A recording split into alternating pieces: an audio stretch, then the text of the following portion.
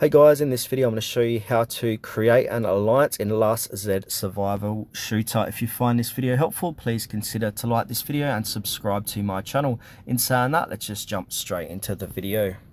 Okay, so to create an alliance, what we need to do is go to our home screen of Last Z Survival Shooter and then click on that Alliance tab on the bottom right hand corner of the page.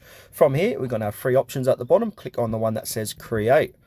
Now, it will say create an alliance or join an alliance. So make sure on that create alliance tab. So the world is full of unknown risks. To guide your allies through the apocalypse and meet their expectation, you need a strong sense of responsibility and formidable strength. We suggest you create your own alliance after meeting the following. So what we need to do is make sure our hub headquarters up to level 12 will greatly boost your shelter's presence, expanding your troop force for smooth exploration, improving your ability to assist and protect your allies. Also accelerate your growth with any purchases, establish your alliance ahead of anyone else, and make a name for yourself. So from here, it's going to show you what we can do. So we can upgrade to level 12, keep playing the game, or click on go.